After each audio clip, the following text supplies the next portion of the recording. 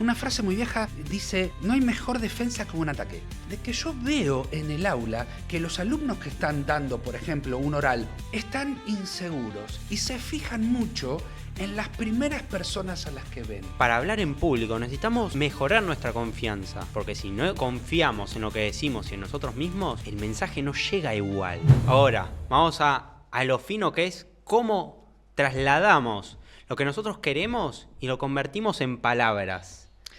Es muy fácil cuando uno tiene en claro tanto la idea de lo que tiene que transmitir como la metodología, pero no es natural en todo el mundo tener clara la idea y la metodología. ¿A qué me refiero? Cuando uno sabe que sabe, la idea de lo que transmite está bien. No quiere decir esto que necesariamente tendremos que estructurar bien. Ahí viene la metodología. La metodología es justamente la estructuración de lo que tenemos que decir, de la forma en que trasladamos esa idea, siempre haciendo hincapié en lo siguiente. Tenés que pensar primero en quién escucha para saber cómo se transmite una idea. El contexto. No es lo mismo hablarle a un profesor como hablarle a un cliente, como hablarle a un amigo. Pero siempre partiendo de una base, que en parte ya lo habíamos dicho en el capítulo anterior. Es importante que nosotros estemos seguros de lo que queremos transmitir y tratemos de ver a la persona con la cual estamos interactuando como un receptor natural de esa información, y cuando nosotros estamos frente a una mesa de examen, por ejemplo, hablarle como si esa persona no supiera del tema que está recibiendo, que no supiera de lo que estoy hablando, y que ese profesor en este momento pueda invertir la cuestión y escuchar como un alumno y nosotros hablar como docentes. Eso es genial y nos va a dar un resultado siempre. Creo que nos va a dar un resultado siempre. Y ahí dijiste algo importante, la confianza. Ahora, para hablar en público necesitamos mejorar nuestra confianza. Porque si no confiamos en lo que decimos y en nosotros mismos, el mensaje no llega igual. No es lo mismo decir algo confiado que decir algo tímido. Porque si lo decimos de una manera tímida, sin confiar en lo que estamos diciendo, quizás en un examen eso puede significar que te bochen. Porque la inseguridad, Axel, la inseguridad se transmite. La inseguridad se transmite.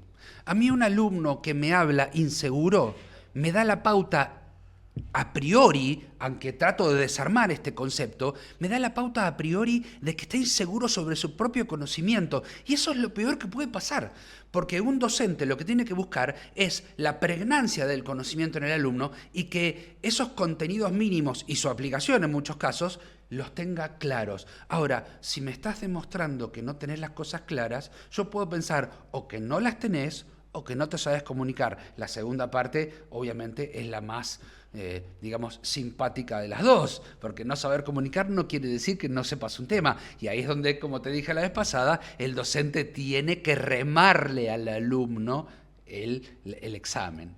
Total. Y bueno, para este caso, yo traje 3 libros que a mí me ayudaron mucho en mi comunicación y me ayudan hoy en día. Los tengo acá. ¿Qué es? Primero, Francotiradores de Franco Piso. Te ayuda, genial. Te ayuda a comunicar en las redes sociales tu mensaje. Y asimismo tiene un montón de información sobre sesgos cognitivos. ¿Cómo pensamos? ¿Sabías que el cerebro tiene atajos?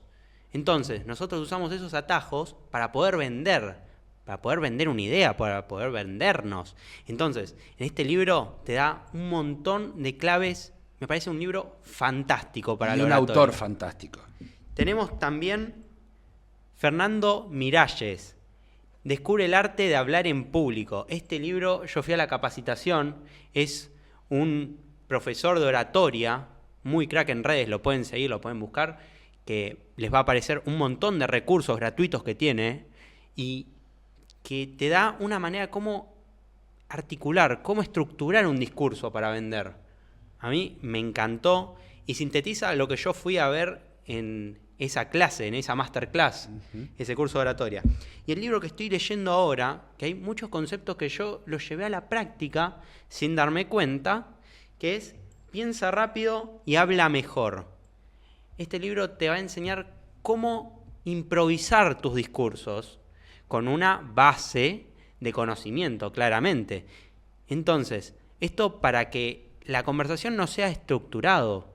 Lo mismo, nosotros en el podcast quizás tenemos algunos puntos que queremos tocar, pero otras cosas surgen de la comunicación, de la improvisación, y eso da más juego y da más información relevante para ustedes que están viendo.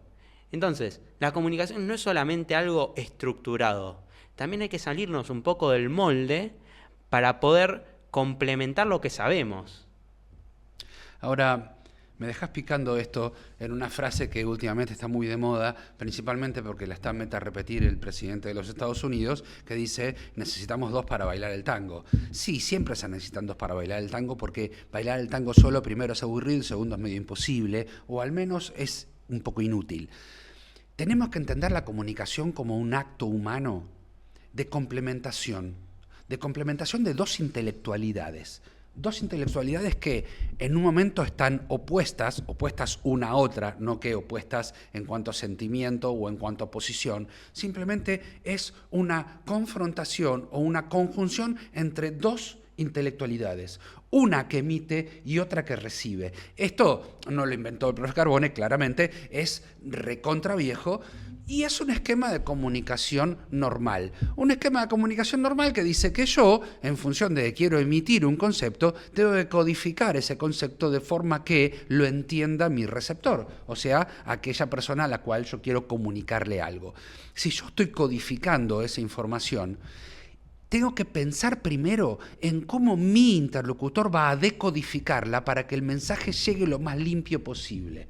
Y no estoy hablando aún del ruido ambiental, del ruido psicológico, del ruido actitudinal, etc. Simplemente yo, como transmisor de un concepto, lo que tengo que hacer es codificar ese concepto pensando en el esquema de decodificación de aquel que me está escuchando. Esto es, le hablo en un lenguaje que él pueda oír, entender y procesar.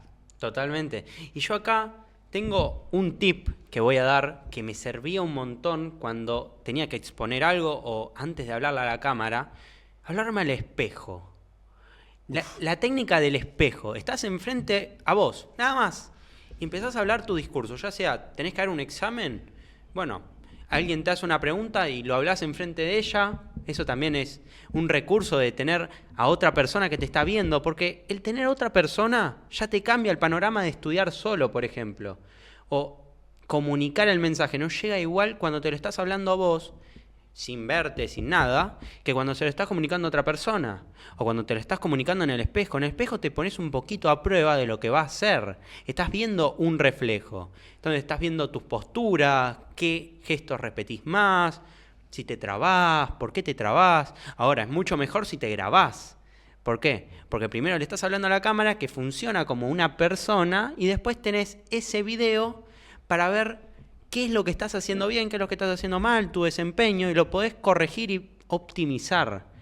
Y ese también es el miedo de hablarle a la cámara de, ay no, pero es que me van a ver. No, la cámara te ves vos solo. Y después decidís si lo querés compartir o no.